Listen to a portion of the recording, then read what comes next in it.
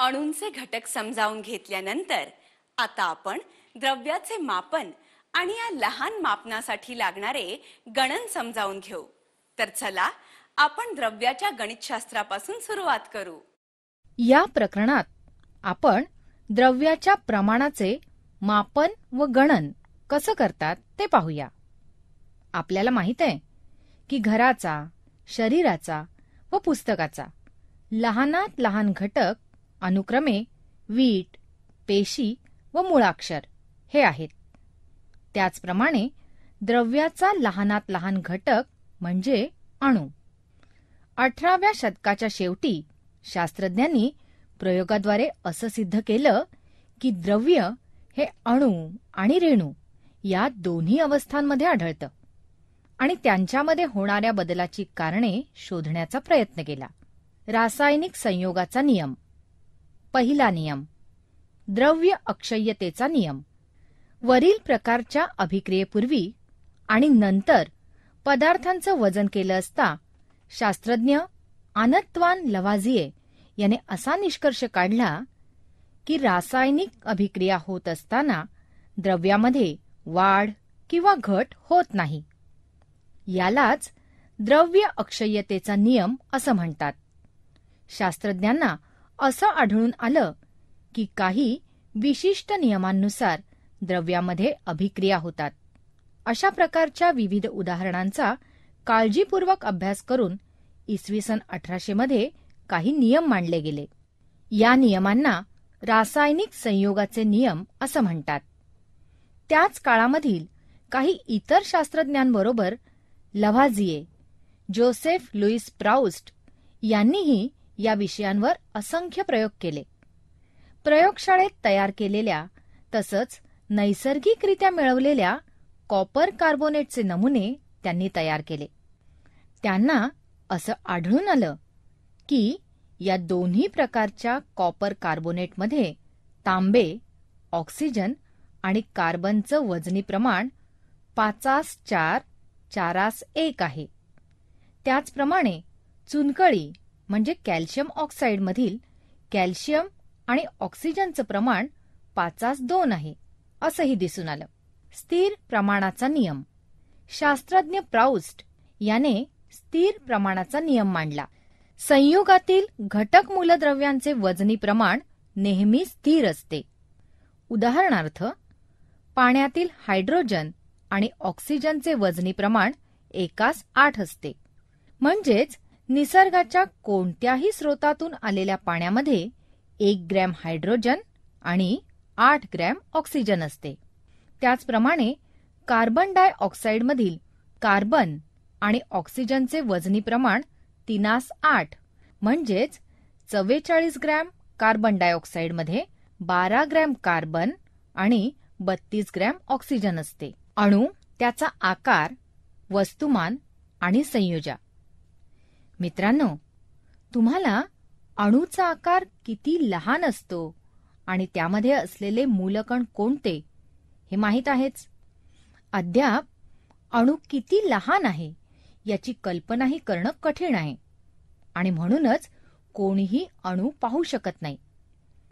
अणू इतके सूक्ष्म आहेत की अद्याप जगातील अतिशक्तिशाली अशा कोणत्याही सूक्ष्मदर्शकाच्या सहाय्याने ते पाहता येत नाहीत. तरीही 1 दशलक्ष अणूंची रेषा किती लांब असेल याची कल्पना करता येईल. एका पुस्तकाचं एक पान तुमच्या अंगठ्याच्या आणि तर्जनीच्या मध्ये असं धरा की कागदाच्या जाडीची कल्पना तुम्ही करू शकाल. एका रेषेतील 1 दशलक्ष अणू हे अंदाजे तुम्ही हातात धरलेल्या कागदाच्या जाडी इतके असतील. अत्युत्कृष्ट अशा प्रकाशीय सूक्ष्मदर्शकाद्वारे देखील अणू पाहता येत नाहीत. फक्त इलेक्ट्रॉन सूक्ष्मदर्शकामध्ये अणूची विशालित प्रतिमा दर्शवण्याची क्षमता असते. अशा प्रकारच्या सूक्ष्मदर्शकामधून अणू कसे दिसतील हे खालील प्रतिमेमध्ये पाहूया. जर आपल्याला अणूचं वजन करायचं असेल तर ते कसं करता येईल? कठीण आहे ना? होय. परंतु शास्त्रज्ञांना अशा सूक्ष्म कणांचं वजन करण्यामध्ये यश मिळालं होतं. इतर पदार्थांच्या अणुवस्तुमानाशी तुलना करण्यासाठी सर्वात लहान अशा हायड्रोजन अणूची संदर्भ अणू म्हणून निवड करण्यात आली आहे. हायड्रोजन अणूच्या वस्तुमानाशी तुलना करून नायट्रोजन अणूचे वस्तुमान कसं मोजता येईल याची कल्पना तुम्हाला खालील आकृतीवरून येईल. हायड्रोजनचे वस्तुमान 1 म्यू आहे. नायट्रोजनच्या एका अणूचे वस्तुमान मोजण्यासाठी हायड्रोजनच्या 14 अणूंची आवश्यकता असते. म्हणून नायट्रोजन अणूचे सापेक्ष वस्तुमान 14 आहे. याच पद्धतीने खालील मूलद्रव्यांची सापेक्ष अणुवस्तुमाने शोधली गेली. हायड्रोजनच्या एका अणूचे सापेक्ष वस्तुमान 1 म्यू आहे. कार्बनच्या एका अणूचे सापेक्ष वस्तुमान 12 म्यू आहे. ऑक्सिजनच्या एका अणूचे सापेक्ष वस्तुमान 16 म्यू आहे. सोडियमच्या एका अणूचे सापेक्ष वस्तुमान 23 म्यू आहे. मॅग्नेशियमच्या एका अणूचे सापेक्ष वस्तुमान 24 म्यू आहे. कॅल्शियमच्या एका अणूचे सापेक्ष वस्तुमान 40 म्यू आहे. सल्फरच्या एका अणूचे सापेक्ष वस्तुमान 32 म्यू आहे. क्लोरीनच्या एका अणूचे सापेक्ष वस्तुमान 35.5 म्यू आहे. कार्बनच्या एका अणूचं वस्तुमान गुणिले 1/12 इतक्या वस्तुमानाशी तुलना करता हायड्रोजनच्या एका अणूचं वस्तुमान सरासरी सापेक्ष वस्तुमान आहे. मूलद्रव्यांच्या रासायनिक संज्ञा. मूलद्रव्यांना ओळखण्यासाठी त्यांना काही संज्ञा दिल्या गेल्या. सुरुवातीला डाल्टनने मूलद्रव्यांना संज्ञा देण्यासाठी काही वर्तुळांचा वापर केला. काही मनोरंजक संज्ञा पुढीलप्रमाणे. वर्तुळाच्या मध्यभागी ठिपका हायड्रोजनसाठी. वर्तुळाच्या मध्यभागी अधिक चिन्ह सल्फरसाठी. वर्तुळाच्या वरच्या दिशेने जाणारा बाण लोखंडासाठी. वर्तुळाच्या मध्यभागी सी हे अक्षर तांब्यासाठी. विद्यार्थी मित्रांनो, आज आपण IUPAC किंवा international union of pure and applied केमिस्ट्रीने ठरवलेल्या संज्ञा वापरतो. ही अधिकृत नावं असून जागतिक व्यापारात जगभर वापरली जातात. सध्याची रासायनिक संज्ञा पद्धती ही बर्झेलियसने शोधली आहे. मूलद्रव्याची संज्ञा ही त्याच्या नावातील पहिले अक्षर किंवा पहिले अक्षर आणि दुसरे अक्षर किंवा इतर विशिष्ट अक्षर असते. उदाहरणार्थ, मूलद्रव्य कार्बनसाठी संज्ञा C आहे. मूलद्रव्य कॅल्शियमसाठी संज्ञा Ca आहे. मूलद्रव्य कॅडमियमसाठी संज्ञा Cd आहे. मूलद्रव्ये आणि संयुगांचे रेणू. काही मूलद्रव्यांच्या अणूंना स्वतंत्र अस्तित्व असतं. काही वेळा मूलद्रव्यांच्या 2 किंवा अधिक अणूंच्या संयोगातून रेणू तयार होतात. म्हणून काही मूलद्रव्ये एक अणुरेणू अवस्थेत असतात, तर काही मूलद्रव्ये ऑक्सिजन, नायट्रोजन इत्यादीप्रमाणे द्विअणुरेणू तयार करतात. जेव्हा वेगवेगळ्या मूलद्रव्यांचे अणू एकमेकांशी संयोग पावतात तेव्हा संयुगे तयार होतात. या संयुगाचे रेणू मूलद्रव्यामधील रासायनिक आकर्षणामुळे तयार होतात. विद्यार्थी मित्रांनो, तुम्हाला माहित आहे की अणुवस्तुमान कसं काढलं जातं? अणुवस्तुमान माहीत करून घेण्यासाठी तुम्ही सारणी वापरू शकता. तरीही प्रत्यक्ष वापरासाठी आपल्याला पदार्थाचे रेणुवस्तुमान माहीत असणं आवश्यक आहे. आता रेणुवस्तुमान तुम्ही कसं शोधाल? दिलेल्या रेणूतील अणूंच्या अणुवस्तुमानांची बेरीज म्हणजेच पदार्थाचे रेणुवस्तुमान होय. पाण्याचे रेणुवस्तुमान H2O खालीलप्रमाणे आपल्याला काढता येईल. हायड्रोजनचा अणुवस्तुमानांक 1 आहे आणि त्याच्या रेणूतील अणूंची संख्या 2 आहे. एकूण अणुवस्तुमानांक बरोबर अणुवस्तुमान गुणिले अणूंची संख्या. म्हणून हायड्रोजनचे एकूण अणुवस्तुमान 1 गुणिले 2 म्हणजेच 2. त्याचप्रमाणे ऑक्सिजनचे अणुवस्तुमान 16 आहे आणि त्याच्या रेणूतील अणूंची संख्या 1 आहे. म्हणजेच ऑक्सिजनचे एकूण वस्तुमान बरोबर 16 गुणिले 1 म्हणजेच 16 आहे. रेणुवस्तुमान बरोबर अणुवस्तुमानांची बेरीज. म्हणजेच आपल्याला H2O बरोबर हायड्रोजनचे अणुवस्तुमान गुणिले 2 अधिक ऑक्सिजनचे अणुवस्तुमान गुणिले 1 आहे. जेव्हा आपण गुणाकार करतो तेव्हा आपल्याला 1 गुणिले 2 अधिक 16 गुणिले 1 म्हणजेच 2 अधिक 16 बरोबर 18 अशी संख्या मिळते. काही सामान्य मूलद्रव्यांची अणुवस्तुमाने खालीलप्रमाणे: कार्बन बरोबर 12, ऑक्सिजन बरोबर 16, नायट्रोजन बरोबर 14, कॅल्शियम बरोबर 40, क्लोरीन बरोबर 35.5, मॅग्नेशियम बरोबर 24, सोडियम बरोबर 23. रेणुवस्तुमान व मोलची संकल्पना. जेव्हा मूलद्रव्ये किंवा संयुगे एकमेकांशी अभिक्रिया करतात तेव्हा अभिक्रियेत भाग घेणाऱ्या अणुरेणूंची संख्या माहीत असणं आवश्यक असतं. यासाठी मोल या संकल्पनेची ओळख करून देण्यात आली. मोल म्हणजे काय? ग्रॅममध्ये व्यक्त केलेले अणुवस्तुमान किंवा रेणुवस्तुमान म्हणजेच पदार्थाचा 1 मोल होय. उदाहरणार्थ, ऑक्सिजनचे रेणुवस्तुमान 32 आहे. ऑक्सिजनच्या एका रेणूमध्ये 2 अणू असून प्रत्येक अणूचं वस्तुमान 16 आहे. 32 ग्रॅम ऑक्सिजन म्हणजे 1 मोल ऑक्सिजन.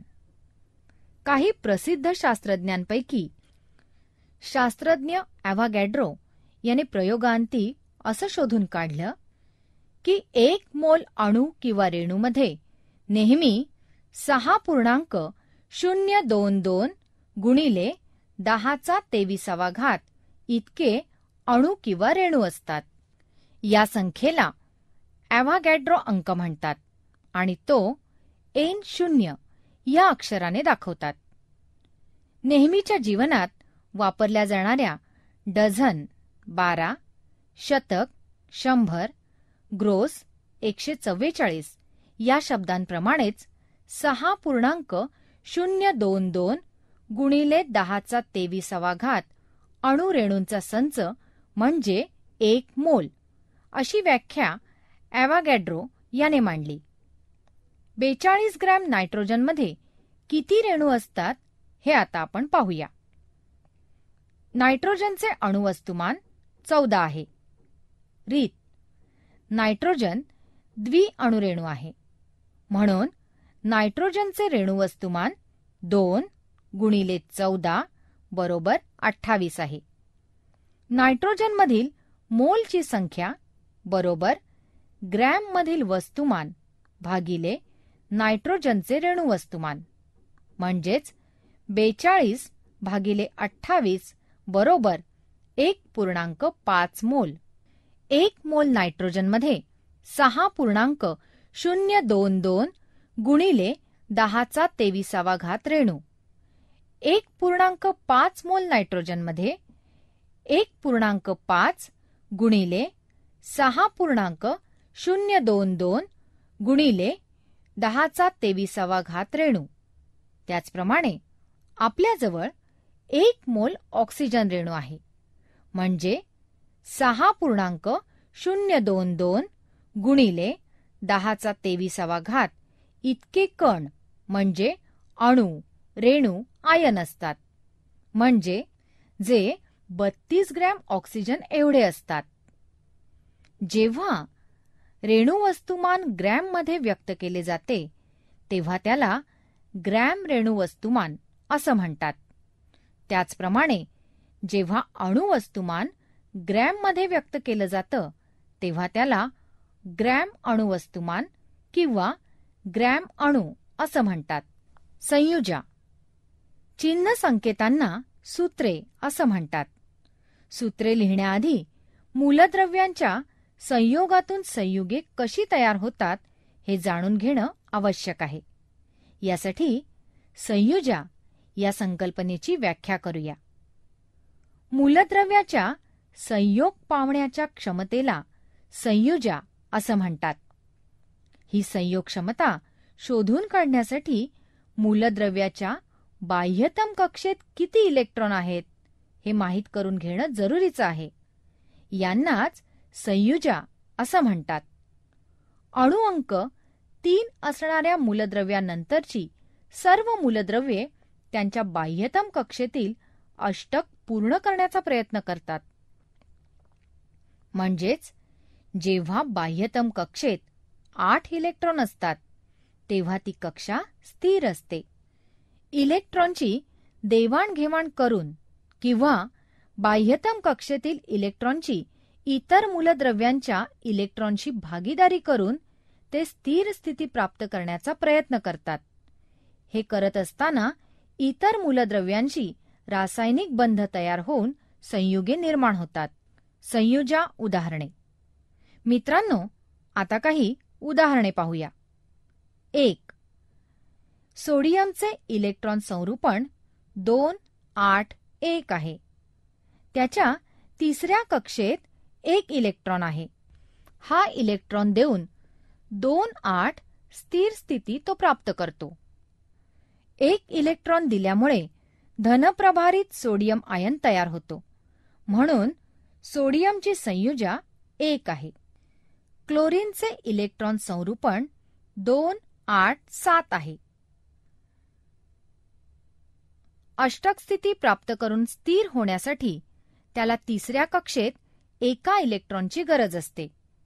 जेव्हा सोडियम आणि क्लोरीन एकत्र येतात, सोडियम 1 इलेक्ट्रॉन क्लोरीनला देतो. हा इलेक्ट्रॉन घेऊन क्लोराईड आयन 2, 8, 8 तयार होतो. म्हणून क्लोरीनची संयुजा 1 आहे. या स्थानांतरणामुळे सोडियम आयन आणि क्लोराईड आयन यांच्यामध्ये रासायनिक बंध निर्माण होऊन सोडियम क्लोराईड हे संयुग तयार होते. अन्नातील महत्वाचा घटक म्हणजेच मिठाचे हे रासायनिक नाव आहे. 2. नायट्रोजनचे इलेक्ट्रॉन संरूपण 2, 5 आहे. त्याला अष्टक स्थिती प्राप्त होण्यासाठी 3 इलेक्ट्रॉन्सची गरज आहे. नायट्रोजनचा हा अणू हायड्रोजनच्या 3 अणूंशी, ज्याचे इलेक्ट्रॉन संरूपण 1 आहे, भागीदारी करून आपलं अष्टक पूर्ण करतो आणि तीव्र वास असलेले अमोनिया हे संयुग तयार होते. म्हणून नायट्रोजनची संयुजा 3 व हायड्रोजनची संयुजा 1 आहे. 3. हायड्रोजन या नियमाला अपवाद आहे. त्याच्याकडे फक्त 1 इलेक्ट्रॉन आहे आणि त्याची हा इलेक्ट्रॉन देण्याची किंवा भागीदारी करण्याची प्रवृत्ती असते. म्हणून त्याची संयुजा 1 आहे. 4. सर्व कक्षा पूर्ण भरलेली मूलद्रव्ये हेलियम, निऑन, अर्गॉन ही रासायनिकदृष्ट्या निष्क्रिय असतात. ही मूलद्रव्ये स्थिर असतात कारण इलेक्ट्रॉनची देवाणघेवाण किंवा भागीदारी ते करत नाहीत. आयन आणि मूलके. काही वेळा अणूंचे गट सुद्धा इलेक्ट्रॉनची देवघेव करून धनप्रभारित किंवा ऋणप्रभारित गट तयार करतात. अशा धनप्रभारित किंवा ऋणप्रभारित अणू किंवा अणूंच्या गटांना मूलक असे म्हणतात. काही वेळा त्यांनी इलेक्ट्रॉन दिले किंवा घेतले हे दर्शवण्यासाठी त्यांच्या संयुजेआधी धन किंवा ऋण चिन्ह लिहिले जाते. अणूने दिलेल्या किंवा घेतलेल्या इलेक्ट्रॉनची संख्या चिन्हाद्वारे सुद्धा दर्शवली जाते. उदाहरणार्थ, सोडियम आयन Na धन व क्लोराईड आयन Cl ऋण असा लिहिला जातो. मॅग्नेशियम आयन Mg2 धन असा लिहिला जातो. म्हणजेच मॅग्नेशियमची संयुजा धन 2 आहे आणि संयुग तयार करताना तो 2 इलेक्ट्रॉन देण्याचा प्रयत्न करतो. विद्यार्थी मित्रांनो, काही नेहमी वापरल्या जाणाऱ्या आयन व मूलकांची यादी खालीलप्रमाणे आहे. संयुगांची रेणुसूत्रे आणि संतुलित समीकरणे लिहिण्यासाठी आणि समजावून घेण्यासाठी आयन व मूलकांचं ज्ञान असणं जरुरीचं आहे. एक अणु आयन, एक धनप्रभारित आयन म्हणजेच hydrogen, sodium, potassium, silver, copper आहेत. एक अणु आयन, एक ऋणप्रभारित आयन म्हणजेच फ्लोराईड, क्लोराईड, ब्रोमाइड, आयोडाइड हे आहेत. बहुअणु आयन, एक धनप्रभारित आयन अमोनियम हा आहे. बहुअणु आयन, एक ऋणप्रभारित आयन म्हणजे हायड्रॉक्साईड, बायकार्बोनेट, नायट्रेट आणि नायट्राइट. एक अणु आयन, दोन धनप्रभारित आयन म्हणजे मॅग्नेशियम, कॅल्शियम, आयन 2 आणि कॉपर 2. एक अणु आयन, दोन ऋणप्रभारित आयन ऑक्साईड, सल्फाइड हे आहेत. बहुअणु आयन, दोन ऋणप्रभारित आयन कार्बोनेट, सल्फेट आणि सल्फाइड. एक अणु आयन, तीन धनप्रभारित आयन ॲल्युमिनियम आणि आयन 3 हे आहेत. एक अणु आयन, तीन ऋणप्रभारित आयन नायट्राइड हे आहे. बहुअणु आयन, तीन ऋणप्रभारित आयन फॉस्फेट हे आहे. काही मूलद्रव्ये दोन प्रकारच्या परावर्ती संयुजा दर्शवतात. काही मूलद्रव्यांच्या पर्यायी संयुजा रोमन अक्षराने त्यांच्या नावापुढे दर्शवल्या जातात. संयुगाची रासायनिक सूत्रे. विद्यार्थी मित्रांनो, आता आपण आयन आणि मूलके असलेल्या सारणीचा वापर करून काही सामान्य संयुगांची सूत्रे लिहूया. पोटॅशियम क्लोराईडचं सूत्र लिहिण्यासाठी प्रथम पोटॅशियम आणि क्लोरीनच्या संज्ञा लिहा. त्यानंतर त्यांच्या संज्ञा आणि त्याखाली संयुजा लिहा. पोटॅशियम क्लोराईडचं सूत्र KCl हे मिळवण्यासाठी संयुजांचा तिरकस गुणाकार करा. पाण्याचं सूत्र लिहिण्यासाठी प्रथम हायड्रोजन आणि ऑक्सिजन यांच्या संज्ञा लिहा. त्यानंतर त्यांच्या संयुजा लिहा. संयुजांचा तिरकस गुणाकार करा आणि पाण्याचं सूत्र H2O हे मिळवा. सोडियम सल्फेटचं सूत्र लिहिण्यासाठी प्रथम सोडियम आणि सल्फेटचं सूत्र लिहा. त्यानंतर त्यांच्या संयुजा लिहा. संयुजांचा तिरकस गुणाकार करा आणि सोडियम सल्फेटचं सूत्र Na2SO4 हे मिळवा. विद्यार्थी मित्रांनो, या वरील उदाहरणांवरून तुमच्या लक्षात आलं असेल की आयनांचे प्रभार संतुलित झाले आहेत. हे प्रकरण संपते. मला आशा आहे की तुम्हाला हे प्रकरण शिकणे आनंददायी वाटले असेल. तुमच्याकडे माइंड मॅप पाहण्याचा पर्याय आहे, जेणेकरून लवकर उजळणी होईल. आणि प्रश्नोत्तर विभाग स्वाध्यायाच्या अभ्यासासाठी दिला आहे. तुम्हा सर्वांना शुभेच्छा. पुन्हा भेटू.